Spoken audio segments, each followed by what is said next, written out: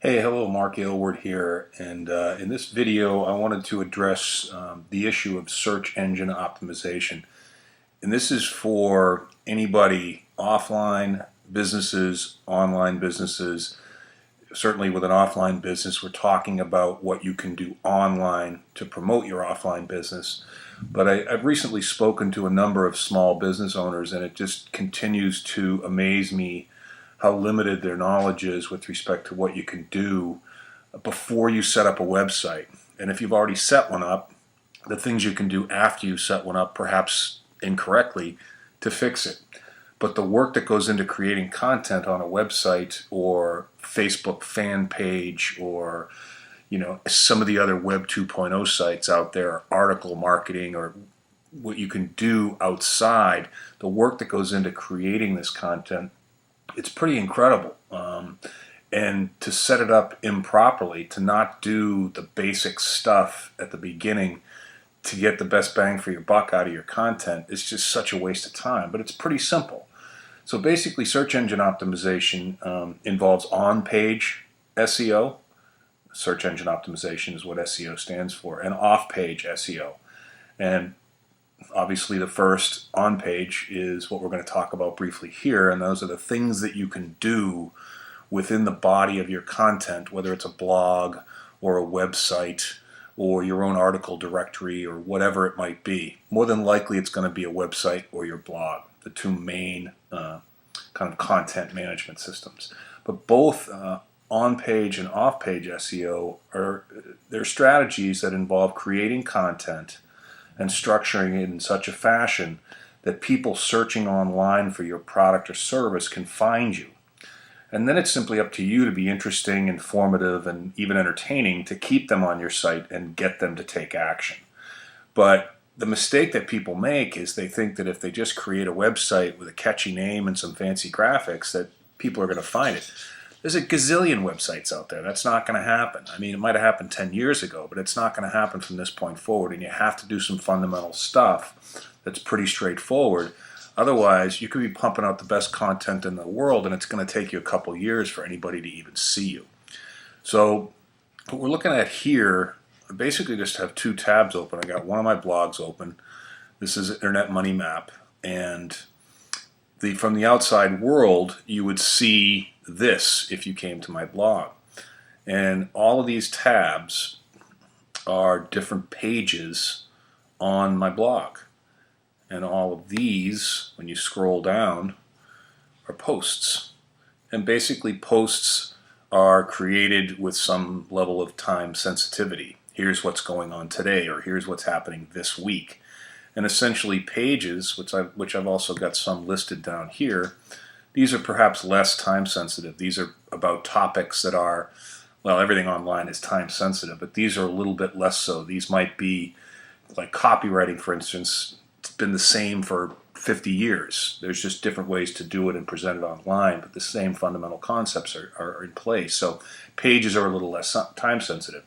But the fact of the matter is, if we go to the dashboard, which is kind of the back end of this particular blog, you can see here there's posts and pages. And if you go into the posts, just for example, you'll get into a screen where you can edit this post. And I'll just open it up and show you what I mean. Inside a post, which is pretty much the same framework as a page, it's just handled a little bit differently.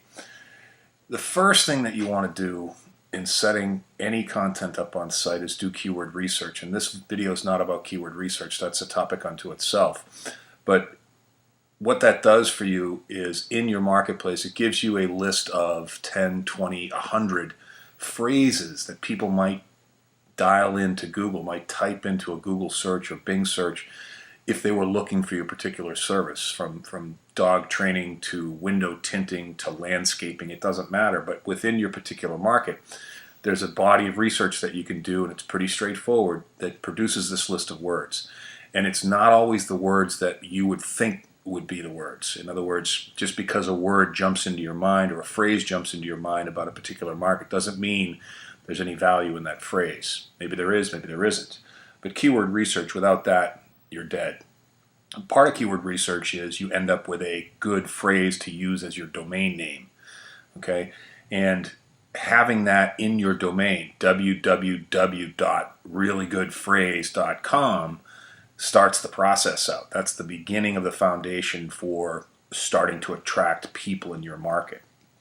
The other thing is the structure of your content. Just very briefly, you can see right here, I have the word marketing in this particular post.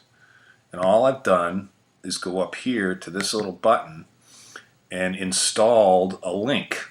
Now, I don't know where this particular link goes, but it could go to one of my other pages on my own blog, or it could be a link to something that I thought was relevant about marketing somewhere else on the internet. One's internal, one's external. You need them both, okay? And I've kind of made the assumption that you would know that there's an infrastructure or a theme that you use when you build a website or a blog.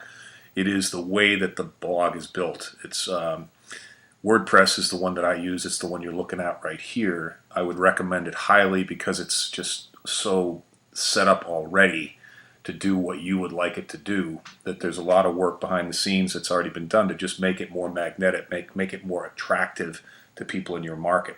And again, that's a technical thing for another video. But if you select a platform like WordPress and start to build content on that platform, you're way ahead of the game versus starting out just creating HTML pages from scratch, which you may not even know how to do anyway. And then the last thing are these plugins. Another reason that WordPress is so good is these are automatic scripts that all you have to do is click them and install them. 2 clicks. And they all have different levels of functionality. And this one here, all-in-one SEO pack, is the mother of all beginning stages of search engine optimization. You plug it in, and all of a sudden you're more attractive to Google. I don't even know how it works, and it doesn't matter. But these are little shortcuts that you can use for on-page SEO that will start out your online efforts way ahead of the curve, rather than not doing this research and just popping in, Vinny's Pizzeria because Vinny happens to be your first name. It's meaningless. It's a waste of time.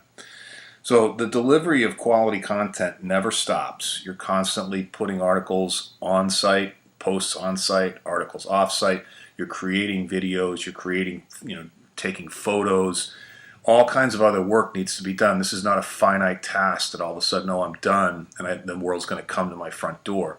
But as your visibility and authority grow by doing these things, eventually search engine optimization on page will start to have a positive impact on your business. But that's not enough. There's more, and in the next video we're going to talk about things you can do off page, not on your website, to attract people to your website. So I hope that helped, and we'll see you in the next video.